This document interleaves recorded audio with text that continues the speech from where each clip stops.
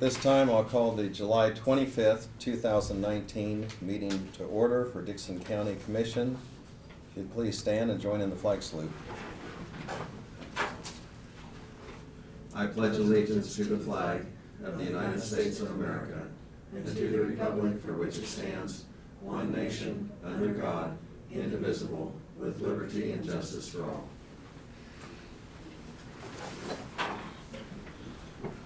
Okay, we do not have any additions to the agenda, so I would move that we accept the agenda as printed. Second. We have the motion and the second. Any further discussion? Otherwise, all in favor say aye. Aye. Opposed? Motion carries. The next item is that of the consent agenda. That includes the minutes of July 18th meeting. Payroll, $398,673.61. Wire payment for Capers, $44,263.57. I move to accept the consent agenda. Second. We have the motion and second for acceptance of the consent agenda. Any other discussion or questions? All in favor say aye. Aye. Opposed? Motion carries.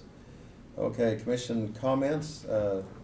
Craig, we'll start with you. Yeah, I think it was Tuesday. I haven't been over to Talmadge for a while. I stopped over and seen them at their called the Talmadge Association.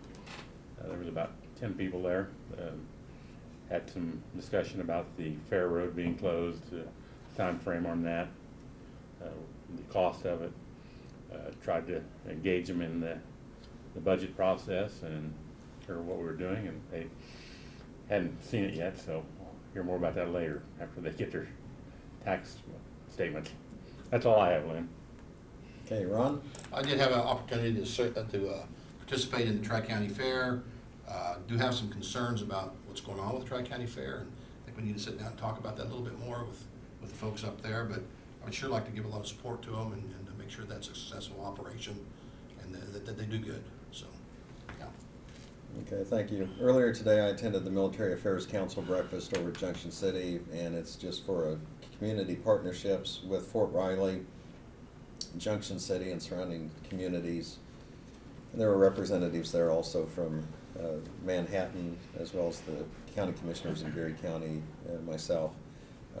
Had an excellent program. A lady that she and her husband were formerly stationed at Fort Riley, and he was an officer that died in Afghanistan in service, and she had just a very interesting story, but also a great appreciation and honor for the military and what they do and the sacrifices they make. And it just so happens they're going to have a movie and have kind of a documentary type, but it's probably going to be more of a, maybe not documentary, but a movie about the particular incident over at Afghanistan. And she said Mel Gibson, his son, is going to play the part of her husband in this particular movie. So, I think someone's going to represent General Wesley, who happened to be over at Fort Riley at one time.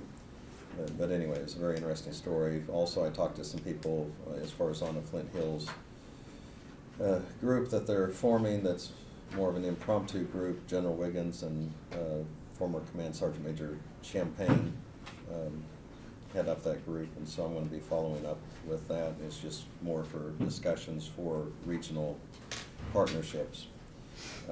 Also, we had a letter, and I'll have to decide later whether to attend on it, but Riley County has a regional meeting that they have to discuss legislative issues, and they would like to have the chairman of surrounding counties attend that. And it's in August, but 29th, I believe, but it's also the same time we have a regular meeting. So kind of depending on what we have on the agenda here and so on, I'll consider going, but defer the decision for a while. Yeah, are there any other comments, any public comments at this time? We have Commissioner Keys visiting us, and he's been here for our work study session from Ottawa County, and we're glad to have you here. So hope you can get some positive things to take back, or maybe you can give us some ideas how we can perform better down here.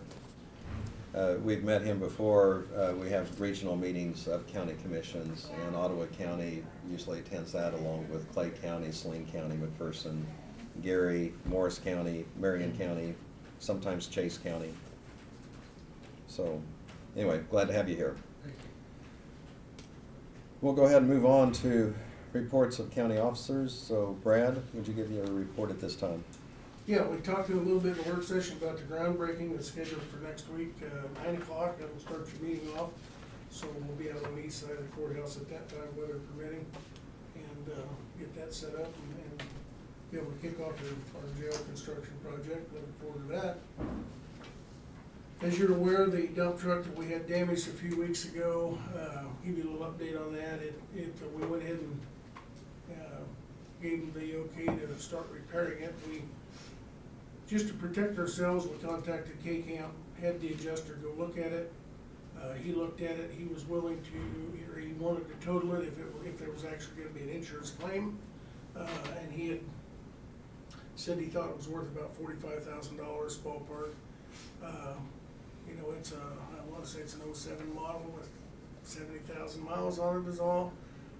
However, the problem that confuses it, the issue is we've got all of our snowplow hydraulics and mounting equipment, as well as our salt spreader, sand spreader on the back, hydraulics and equipment, and all the electronic controls in there for that, which easily would be another $40,000 if we get a new truck. They won't pay us for that. So for us to be able to get another truck and get the equipment, get it set up, would cost us an upwards of $150,000, like a normal new dump truck. We weren't interested in totaling it. We were interested in getting it repaired. And since APAC is paying the bill, we told Freightliner to go ahead and get started building or repairing it, getting it done. So they talked like it'd take about 3 weeks. So we're already into a week on that, and give or take any unexpected complications, hopefully we can get that done and get it back. We feel like that truck's got a lot of life left in it if it's repaired properly, and we need to get it back, because I know Martin was short this morning on trucks. So we have a meeting this evening, or I do, in Detroit. I met with the Detroit Board, Sewer District Board, Sunday evening. And they're having a community meeting tonight at Enterprise to just basically go over the updates with the Enterprise project coming on board with Detroit. And then they decided to utilize some of the revenue that Enterprise will be paying for user fees to lower the Detroit residents' bills. So hopefully it will be well received, and then what is left they'll compile for years and hopefully cut their 40-year note down to about 20 or 25 years when it's all said and done. But Janelle and I are gonna go to that meeting this evening, provide them a budget update and answer any questions for them. Our road guys, talking about paving, they're working on 1400 Avenue. They started at K-15, went over to Eden. Now they're at Eden, headed back to K-15 to get that done on the west side of 15, and then they'll move to the east side of 15 once they're done. So everything was going well there. John and Martin went out and looked at it yesterday, and John said that they're doing a really good job. So as of this morning, just a few minutes ago, they finished up a tube install in the 1200 block of 3200 Avenue up north. I know Mark was working on that, had a limited crew this week, but he did get it open this morning. I just got the text from him, and so it's open. We also finished all of they had 4 tubes that were washed out during the first flooding event, and those are finished now too. So if anybody asks, I know the one that Ron had asked about, that was the last one. I think they just finished last week. So we're caught up. Hopefully we don't have any more flooding this year where we have to deal with that again.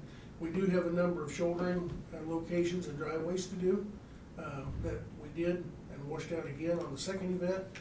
But as soon as we get the staff and the time and the paving gets done, they'll get to that as soon as possible. So, and of course, we continue mowing right now, both of our mowers in the northwest part of the county. That seems to be a never-ending job. And knock on wood, we haven't had any incidents of chipped windshields or anything like that this year. So that's all I've got. Question. Yes. How did your meeting go over the Hill Road? We had a meeting with the township Right. Monday. Okay. And it went just as I expected it would.